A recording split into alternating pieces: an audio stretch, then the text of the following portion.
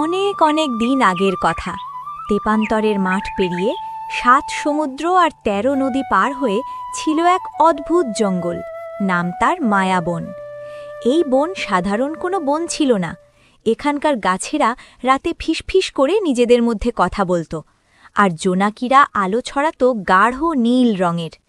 সেই বনের ধারেই এক ছোট্ট কুঁড়ে ঘরে এক বুড়ি দাদির কাছে থাকত অরণি নামের এক মেয়ে।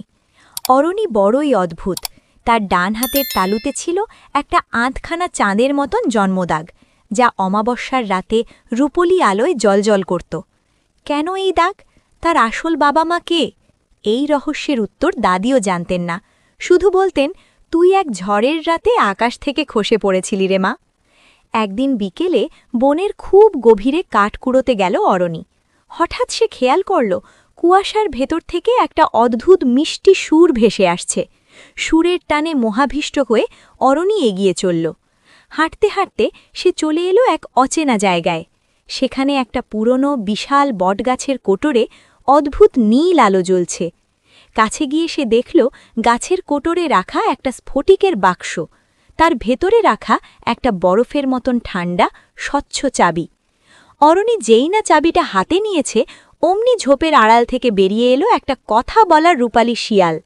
শিয়ালটি মানুষের ভাষায় বলে উঠল, অবশেষে তুমি এলে, নক্ষত্রপুরীর হারানো রাজকুমারী। এই চাবিটার জন্যেই আমরা ১০০ বছর ধরে তোমার অপেক্ষা করছি। অরণি তো অবাক।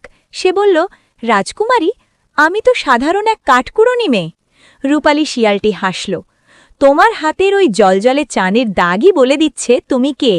আমার সাথে এসো, সব প্রশ্নের উত্তর পাবে। শিয়ালের পিছু পিছু অরণি চলতে শুরু করল বনের আরও গহীনে। তারা দেখল ডানাওয়ালা একরত্তি ফুল পরীদের, যারা শিশির বিন্দু আর চাঁদের আলো দিয়ে গলার হার বানাচ্ছে। পার হতে হলো মায়াবী আয়নার হ্রদ, যেখানে জলের দিকে তাকালে নিজের ভবিষ্যতের ছায়া দেখা যায়। জলের দিকে তাকিয়ে অরণি চমকে উঠল।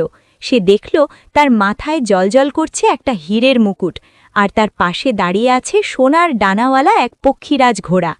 অবশেষে তারা পৌঁছল এক বিশাল কালো পাহাড়ের সামনে। পাহাড়ের গায়ে লতাগুল্মে ঢাকা এক বিশালাকার লোহার দরজা। দরজায় খোদাই করা একটা আধখানা চাঁদের চিহ্ন, ঠিক অরণির হাতের জন্মদাগটার মতন। শিয়াল বলল, ১০০ বছর আগে এক কাল জাদুকর নক্ষত্রপুরীর রাজা রানীকে ঘুম পাড়িয়ে এই পাহাড়ের ভেতর বন্দি করে রেখেছে। অভিশাপ ছিল, যেদিন তাদের হারিয়ে যাওয়া মেয়ে এই স্ফটিকের চাবি নিয়ে ফিরে আসবে, কেবল সেদিনই এই জাদুর দরজা খুলবে। অরণির বুকটা ধুকপুক করে উঠল। সে কাপা কাপা হাতে সেই স্ফটিকের চাবিটা দরজার ফুটোয় ঢোকাল। চোখের পলকে এক ঝলক নীল আলোয় ভরে গেল চারপাশ।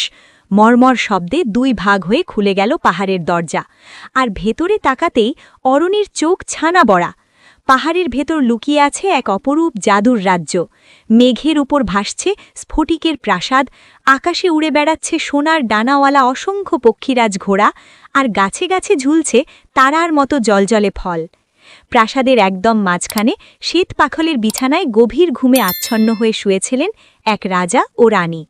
অরণি ধীরে ধীরে এগিয়ে গিয়ে রানীর হাত ধরল।